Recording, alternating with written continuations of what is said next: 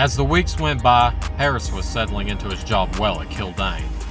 The weeks turned into months, and he continued marshalling the works trains for Neil and later Clive, who came to help as the line climbed higher into the heart of Sodor.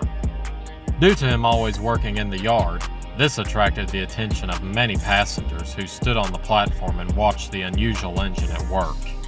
Harris didn't mind, of course. He was more focused on admiring the hard work and determination of the small box engines. "With how well you two are working on the line, I'm not sure how I'll perform when the line opens," he told them one night. "I wouldn't worry about it," said Neil. "Aye," agreed Clive. "A big laddie like yourself, they built you for loads full of us could struggle to carry."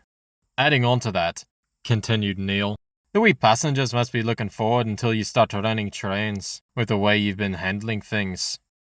"I suppose you're right." With the short distance of track Harris could run on, he was longing for when he could finally stretch his wheels. The line eventually reached Kirkmachen, and the mountain engines were excited to soon get more visitors. The day after they broke ground for the new platform, another mammoth works train arrived at Killdane. "Good gracious, what's all this?" "The bulk of it is for the station, some for new sidings on the Culdefell, and other odds and ends," said Eagle. "Converting Kirkmachen into a transfer station is going to take some work, though." "You reckon Neil and Clive can haul all that in one go?" "I tell you what, if I wasn't needed at Tidmouth right now, I'd take this up myself," admitted Eagle. "But they told me how good of a job you've done giving them a push, so they should make it with your help." "I hope you're right. They say that line gets steep. Anyways, I gotta leg it. See you later, Harris." "Later, Eagle." Per the usual routine, Neil and Clive coupled up to the works train, and Harris positioned himself at the rear. "You guys ready?" "Give it all you got, laddie." Harris gave a mighty push and kept going to the end of the wires. "Easy, boy," said his driver. Harris watched the two box engines disappear off into the distance, and then rolled back into the platform. "Right," his driver said, hopping out of his cab. "I'm getting a newspaper." "Take your time." Neil and Clive made good time heading up the branch. The train was heavy, but one wouldn't know with the old engine's commitment.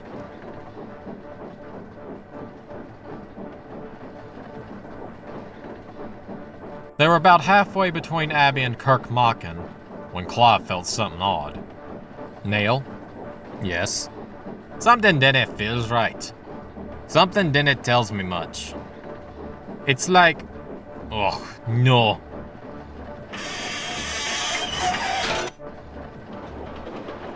"Lost sakes!" Neil and Clive could only watch as the trucks began rolling away, picking up speed as they passed Abbey Station. Harris was idling at Killdane. His driver was enjoying his coffee and the newspaper. Suddenly, they could hear a guard's whistle, and the rails started to rumble. Off in the distance, they could see the works train thundering down the line. "Glory!" said his driver. The station master ran out of his office. With quick thinking, Harris called over to him. "Tell the signalman to switch us onto the main line." "It's Gordon." "Well, tell him to stop Gordon too, and hurry." The station master ran to the signal box. "Harris, are you crazy? It's too dangerous to leave the wires. You won't last 5 miles," yelled his driver. "All I need is my brakes. Come on, they're getting close." His driver gave up and positioned Harris at the beginning of the branch line. The trucks came closer and closer. "Now!" And Harris started reversing into full speed as Gordon shot out of the tunnel. "What the?" He began braking, then looked over and saw Harris leaving the electrical wires and racing out onto the main line, just as the trucks came thundering through the station after him. "Now I've seen it all." Without power, Harris began to slow down as the trucks were catching up. Finally, they bumped into him, and his driver threw on the brakes, and Harris responded with a will. The train was heavy, but Harris was plenty strong. It didn't take long for him to bring the train to a stop. Harris sighed, but now he was stranded out on the main line. He then heard puffing, and Gordon coupled up to the other end of the train. "I must say, that was quite the performance," he said. "Thanks." They arrived back at Killdane. Harris thanked Gordon again, and he hurried back to the front of the express. He had a lot of time to make up. An inspector came by to take a look at him and confirmed there was no damage done. The fat director had also arrived and congratulated Harris on stopping a potential disaster. Along with Neil and Clive, who returned from Kirkmachen, Harris couldn't have felt happier. That afternoon, Henry arrived with a passenger train. "Hello, Harris.